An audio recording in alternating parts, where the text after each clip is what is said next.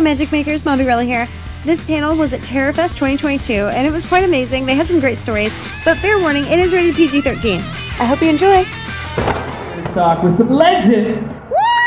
Yes, that's right, man. So let's bring some of these legends to the stage, because it is a Q&A. All right, man. From the Ramones, we got Richie Ramone. Come on out, Richie. What's going on, baby? We're going to get all of them up here. We got David Ellefson from Megadeth, co-founder and bassist from Megadeth. Oh, here. Oh, you got, those are both hot, too. And then, of course, we got Vinny Appice. Yeah. I told you. You said I was going to get away with it. Apathy. I knew it. I've been messing up his name all weekend. The Black Sabbath and Dio. I have been. I keep. That is a trick question. It is, right? Apathy or a piece? We fit on this stage last night? Yeah. I know, I was looking. I thought I was going to fall off right there for one second. You're right here. Yeah. Richie was here. Richie was here. Richie's right here. And he's over there. It was great. Hey, man, these guys. There's that sound. That's the same sound we had last night when we played. How'd you do that? You're on the stage, that happens. I think it's you. Dude, last night, some of these members performed with some other legends. Oh, matter of fact, we're going to get another chair up here, huh? Oh, we got Vampiro's here. Come on, Vampiro, get up Looks like here. we're on What are late you talking night about? TV here. There you go, you can face this way. On the stairs. No, I'm kidding. Seems like it should go there. Oh, nice. Yes.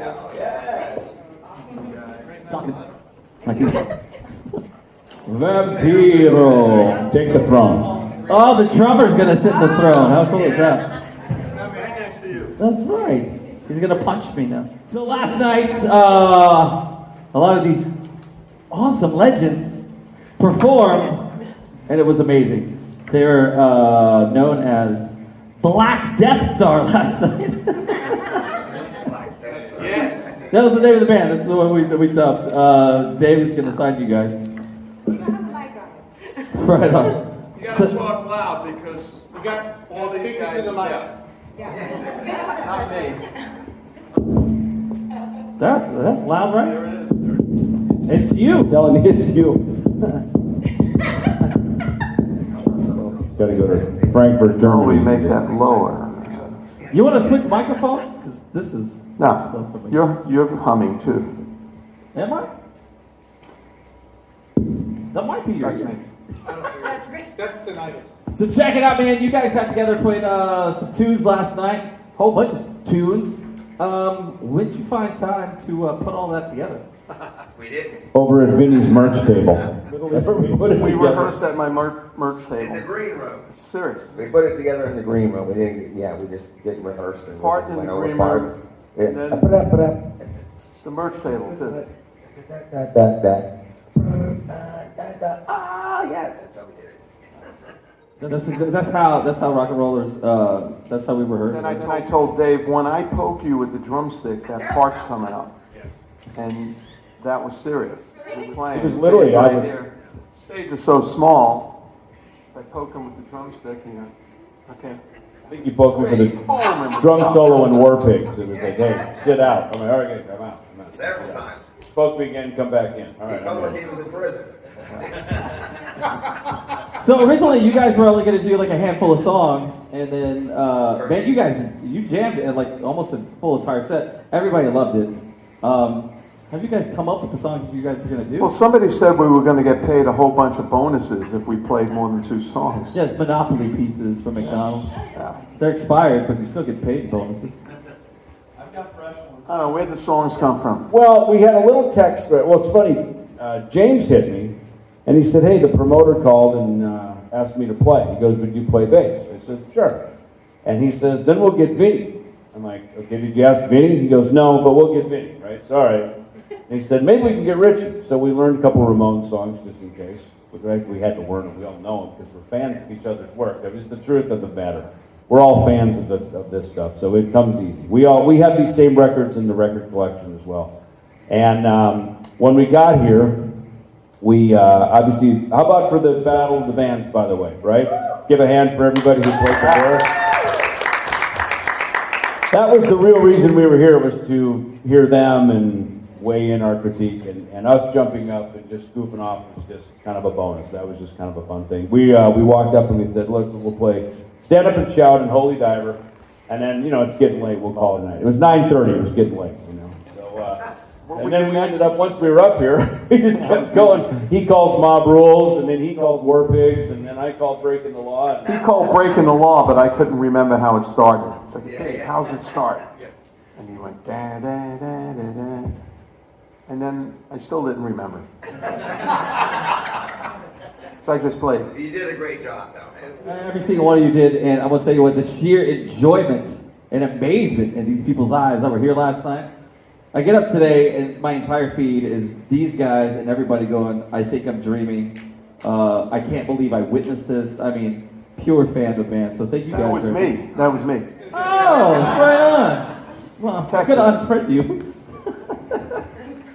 Richie just came back from South America, yeah, Richie? Yes, see.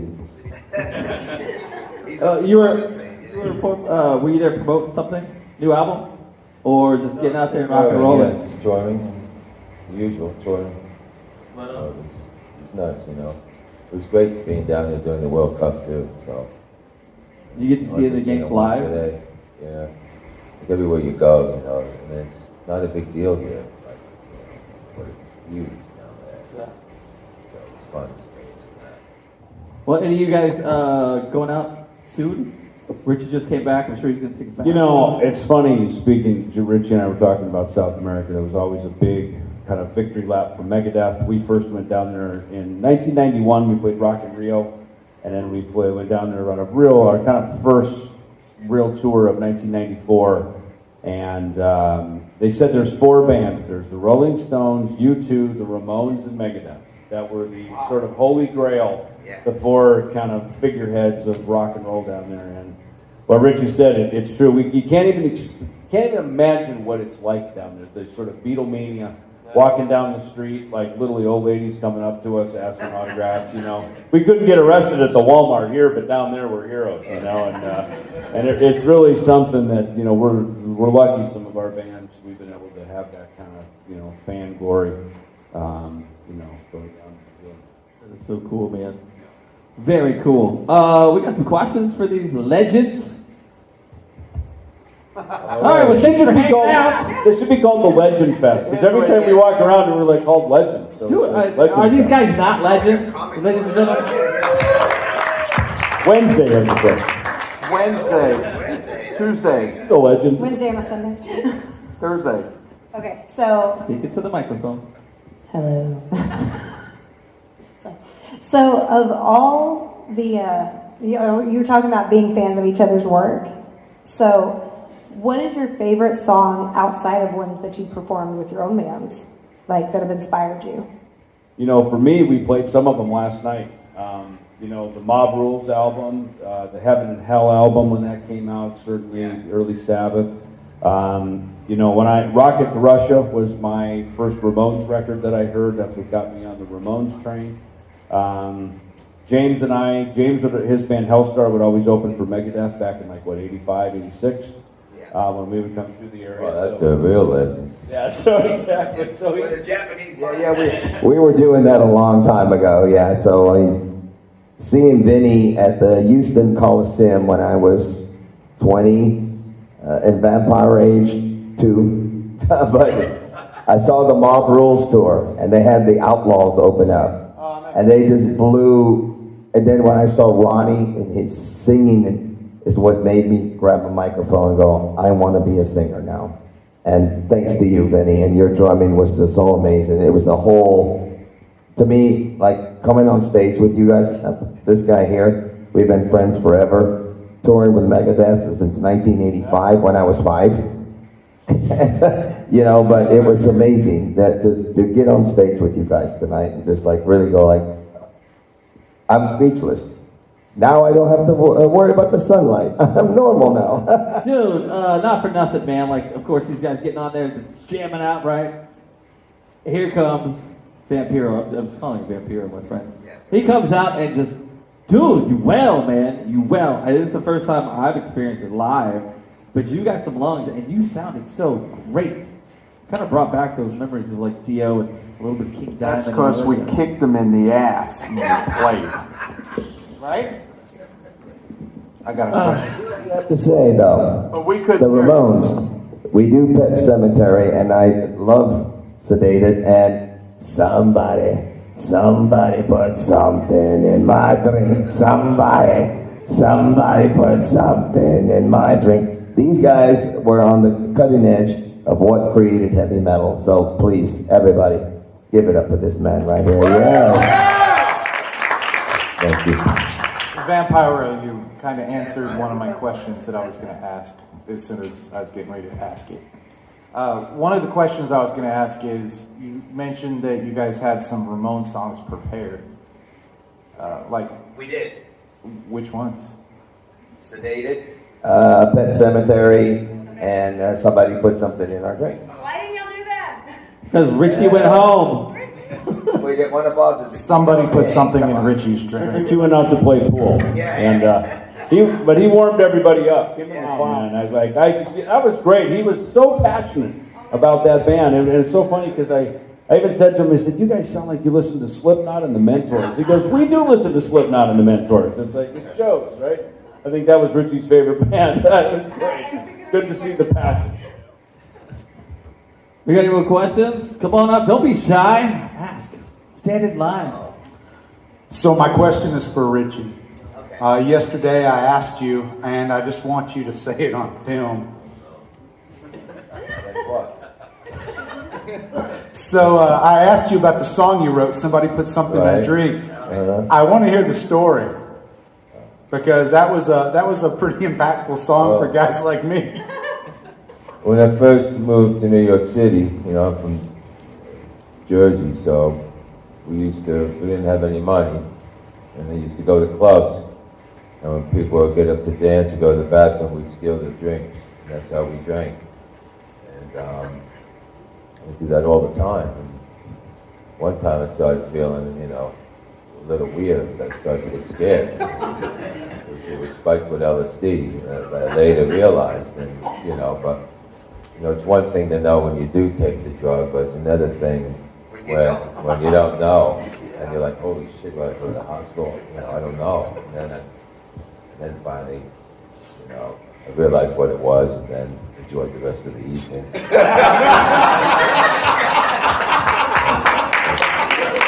So the funny thing is, Dee, when I got in the band years later, he said, oh, that's a great story, you should write that song. Naturally, the song isn't exactly about that, but I did write that song, and I let off one of the albums, so that was kind of cool.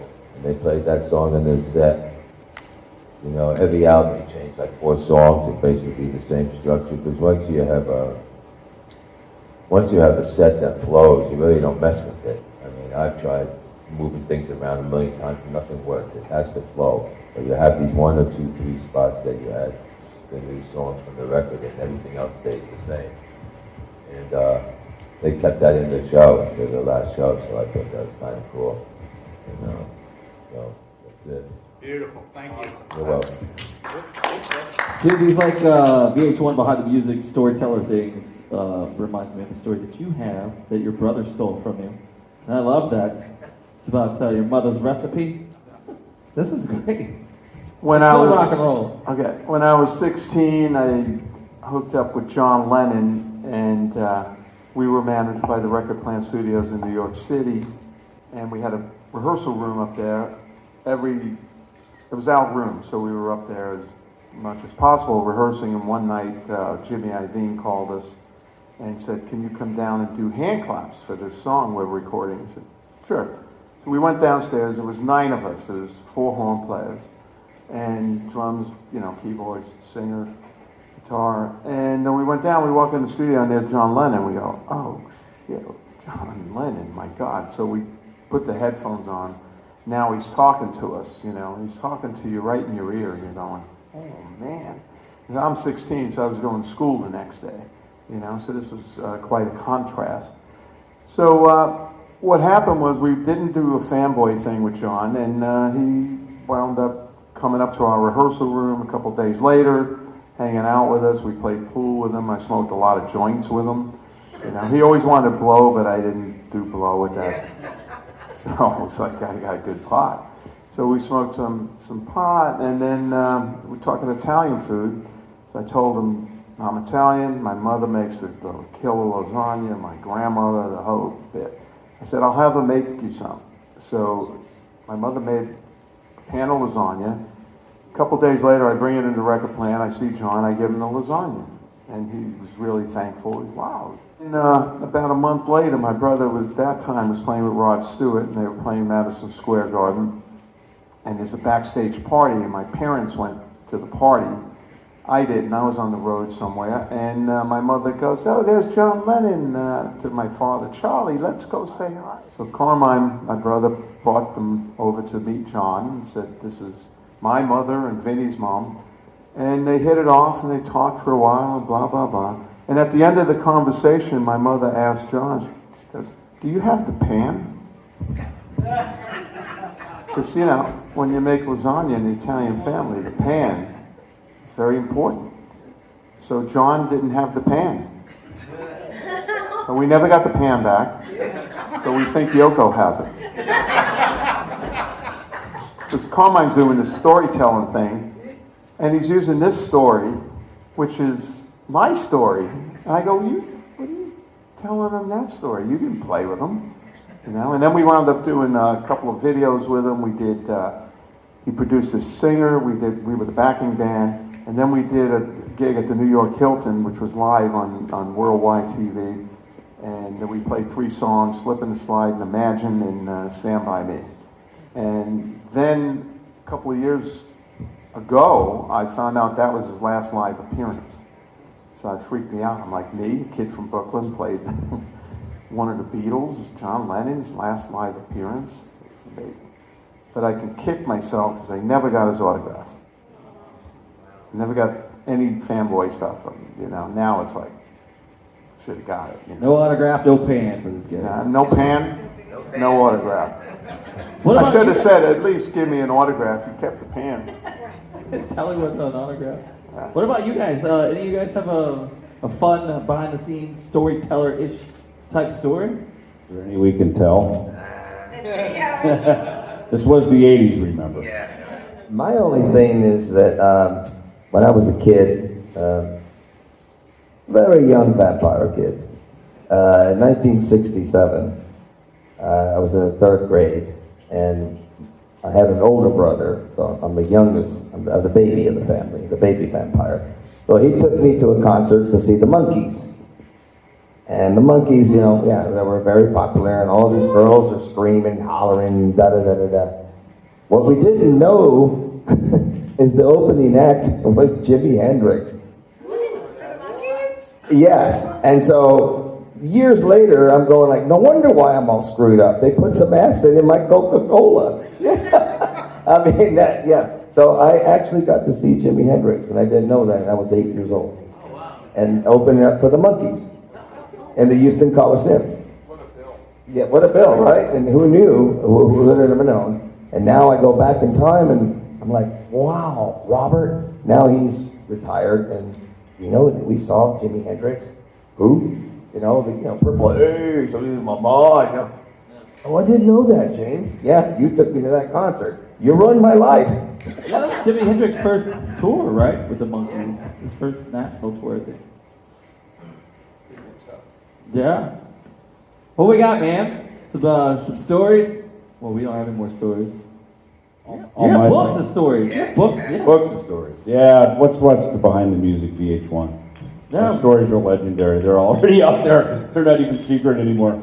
But I got it's funny, Vinny, you told me a story, and probably some of it not for public consumption, but I love the story when you came into Dio. You came in with Ronnie, you talked about, right? Because Geezer and Tony and Ronnie, everybody kind of had their own managers, right? And you came in with Ronnie. And I love the story. I think you told me you guys were at the record plant in L.A., and Geezer took 2 weeks to get bass tone for the Mob Rules album, which I thought, that's some of the best bass tone ever, and one of my favorite Sabbath records. Back then, the record budgets were really big, and it was Black Sabbath, and they didn't pay attention to the record budget.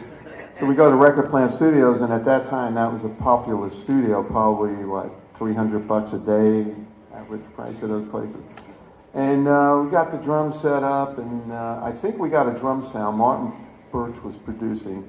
And then trying to get a bass sound, and it just wasn't happening. Sounded good to me after 3 days. And this went on for 2 weeks. So the bass sound on that album probably cost over $25,000 or something. Yeah, and they were never satisfied. Then one day, yeah, I don't know what they did, but it sounded good. And that's the bass sound from there. It took 2 weeks to get a bass sound. Love that. That's a great story. These days, you can do a whole album or two. $25,000. On an iPhone. It ever take you 2 weeks to get a bass sound on one of your records? No. Usually it takes me about 2 or 3 hours, right? Plug and play. Kind of what we did last night, right? Just walk up to the amp, get rid of all the crap around it, plug in. Because really, for me, I want my hands to hit the notes into the amp to your ears, with nothing in between. I hate effects. That's awesome. I don't like any of that stuff. Because ultimately, I think you pay to hear the personality, you pay to hear the person's life. So that's what We gotta do a question. Yeah, come on up. Okay, I got a number, and I'm really short. So my question's actually for Richie. So I was a big punk rock Ramones fan, and I used to argue over the Ramones and the Clash, and which was more punk rock. So did the Ramones feel like as one of the Ramones, did y'all feel like that there was a competition between you and the Clash at the time? No. Completely different band. I mean, the Clash were political. They just wrote about all that kind of stuff. And the Ramones wrote funny lyrics, and it was more like the Sex Pistols who was first. But when they first went to England and played, they snuck Johnny Ryan and them in the back window. So they really didn't have the band together yet. So the Ramones were definitely first as far as that goes. But Cool. Anybody else? Oh, we got one of those clown people from last night. Oh, there he is. Dude. That's one of them. We got some members of, we got a member of Sabbath who played last night as well. Yeah. In the crowd, being silent and asking 0 questions. Appreciate that. Love you. Love you too. Right on, man. Well, that is it as far as questions go. We're going to let these fine gentlemen go back to their booths. Please visit their booths. They've got tons of stuff to sign for you to buy and to sign. David has got his own con. He brought his own collection of things at his table. It's but please visit them. Give it up for these. So I have a question. I tried I'm sorry, we're closed now. Yeah. Oh, come on. I mean, we only asked 800 times if you had a question. Yeah, privilege. So last night, you guys sounded great. So what was the thoughts after that about possible collaboration in the future? That's a great question. Well, if you recorded it, you have a live album in the can. You can, We'll release it. Yeah. I can put that out on Combat Records, by the way. If you'd like. There it is, right there. I can't believe we fit on this stage now that I think it. And Richie in the front. I mean, there's no. Richie warmed the whole thing up. He got everybody I mean, fucking you fit pumped. in the front there, Richie. It was like, Richie was so punk rock last night. Very punk rock. Yeah. Got us in the mood to play. It was like, yeah, okay, now we're talking. We got rock and roll in the room here. All right, well, if you do come out with said album, you got my name in the liner note as far as helping out with the name. Oh, no, just my name as far as your name, coming up with your name. I saw you rocking out over here. You were digging it, man. I loved it. It was great. I loved it. It was so cool, man. So as I was saying, man, give it up for these legends. Vampiro, David, Richie, and Vinny. Go visit them at their booths. And give it up for Chris. Yeah. Chris. Merry Christmas, Happy New Year! Thank you guys.